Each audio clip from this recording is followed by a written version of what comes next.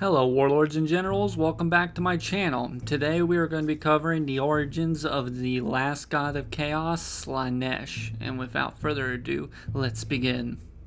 Slaanesh, god of excess, pain, pleasure, and decadence, is the fourth and among the pantheon youngest of the chaos gods, though age is a relative for denizens of the warp. Other titles he is known by are the Dark Prince, Prince of Pleasure, Lord of Excess, the Perfect Prince, and even the Prince of Chaos, are the many titles the Imperium of Man know him by. The Eldari, or the Eldar, know him, or know her, by a different name, Slaanesh, or translated to Gothic, she who thirsts, and this is due to the fact that the Eldar gave birth to such a vile entity. Around 30,000 millennia, the Eldar civilization was at its apex of power and glory, having helped put down the Necrons and devolving the Krork back to the Orcs. They ruled the universe for time immemorial. Their technology suppressing other races such as humanity, allowing them to spread across the universe, but not allowing them to become a threat to their empire. Due to the technology that they had, labor and manual work was left to machines, so the Eldar had all the time to explore whatever they please, as they were immortal as well. This led to the Eldar exploring pleasure and access, more and more becoming more depraved, chasing the next sensation. Since the Eldar are a psychic advanced race, they feel pleasure of a higher ceiling than, say, humans. To their depravity sank even lower than imaginable. The higher the psychic sensitivity and the pursuit of the pleasure and excess began to gestate a consciousness within the warp. This was the first whispers of Slaanesh, but it was not sentient yet, but it had fed on the depravity, pleasure, passion, and excess, and it whispered back, making the downward spiral cycle and causing the Eldar race to head right towards their doom. During this roughly 5,000 year span, warp storms began to become more frequent in the universe, causing many worlds of the Imperium to become isolated and lost.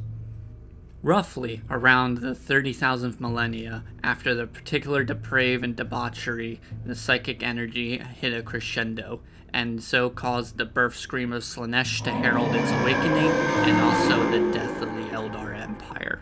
At this moment, the psychic scream of her birth caused the majority of the Eldar species to die in an instant, and swallowing a large portion of the galaxy it originated.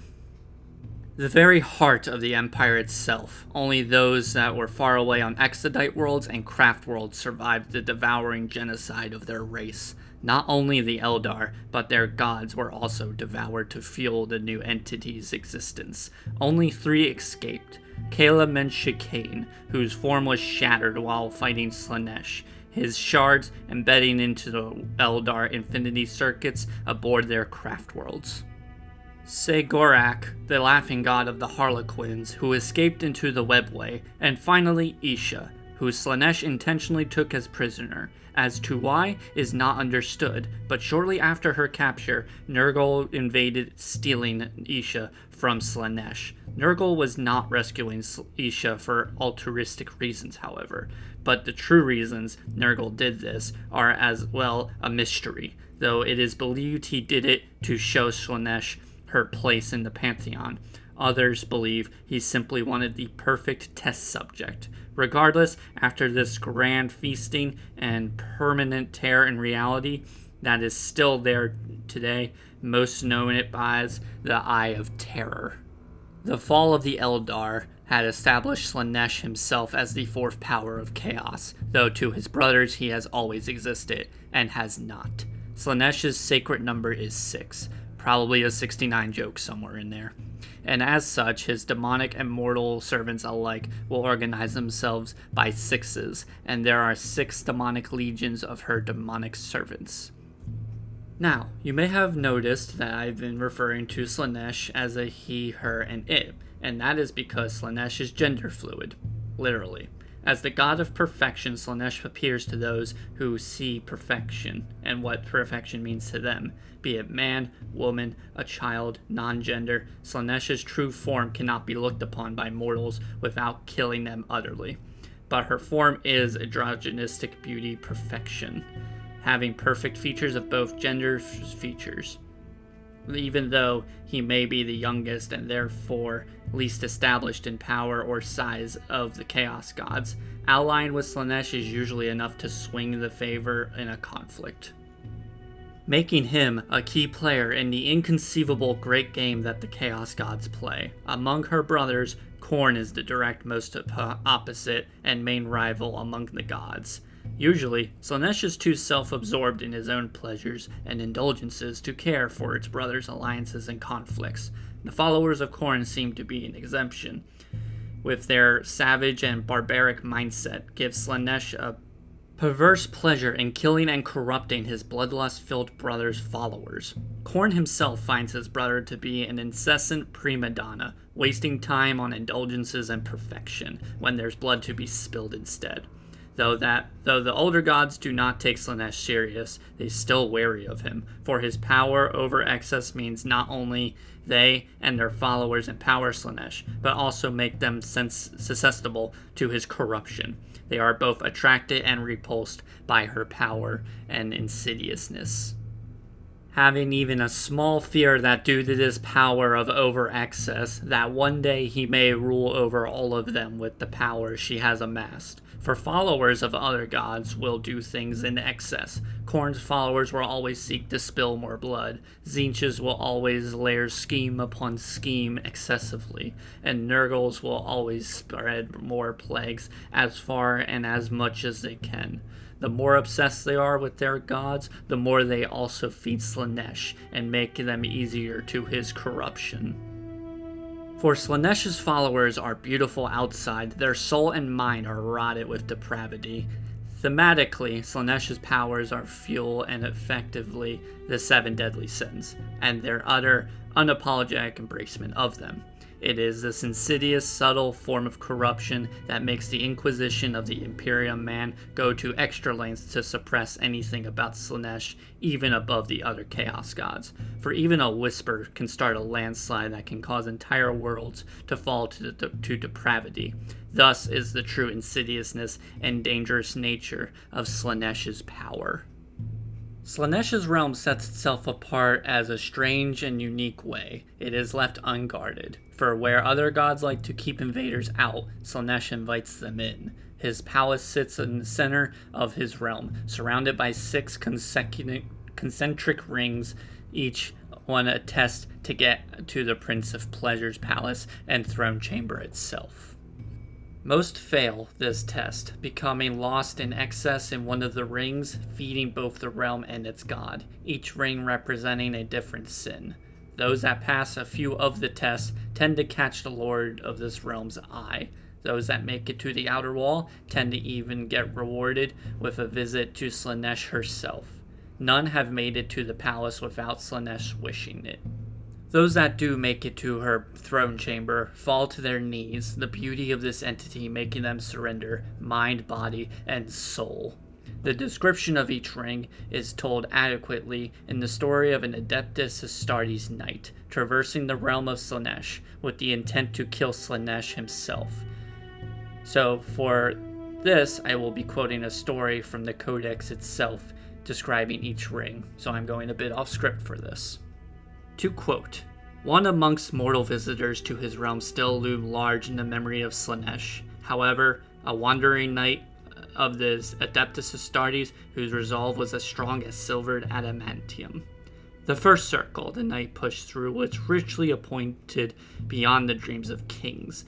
Mountains of stacked gold reached towards rainbow mosaics of gemstone in marble vaults high above. Glittering ingots and diamonds beyond count littered the ground. The knight marched past many starving wretch, attempting to count the innumerable gold coins, their sallow faces twisted and mounting greed until their piles toppled, and weeping, they had to start over again.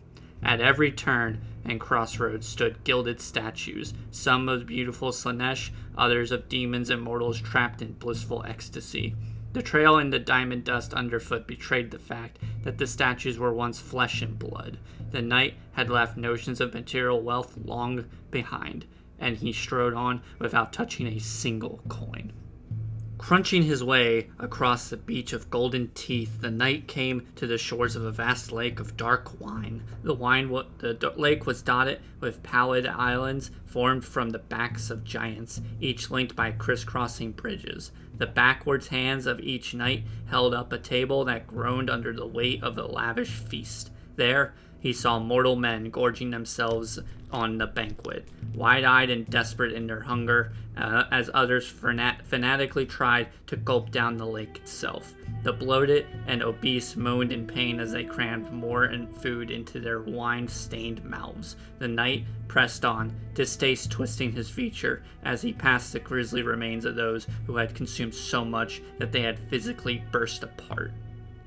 The wanderer made his way through fields of golden light and soft hay, where lissome maidens and beautiful youths frolicked, near naked in the hallucinogenic musk of the lithe beasts, and cavorted with them. The face and fertile forms of the dancers were impossibly sensual, molded to the perfect desire of the heart. The knight held his breath and closed his eyes, for mortal pleasures were forbidden to his order. Part of him was still a man, after all. The crooning nymphs gathered around the knight, stroking his silvered armor and whispering of the sweet, carnal pleasures they would give him, but he yielded not. The severed limbs and heads that lay underfoot spoke of the truth behind the honeyed lies. Eyes shut, he cut down the demonette seductresses, and around him, one after another, letting revulsion guide his shining blade. After fighting his way through the feminine contours of the foothills ahead, the knight emerged into the balcony where he was greeted by roars of adulation and approval. An army of space marines, so vast its numbers was beyond counting, awaited before him on an endless plain, listening to fever anticipation of his commands for his conquest. Planetary governors nodded in ambiguous anticipation, and the high lords of Terra smiled up at him from smaller balconies of their own, motioning him to speak. The knight recognized one of the rulers from his own mortal life. Stood before him, looking deep into the philosopher king's eyes. Behind the mask of powerful and self-assurance, he saw eternal, nagging paranoia, gnawing suspicion, and hidden doubts that were acid to the soul. The knight shook his head and sadly walked away.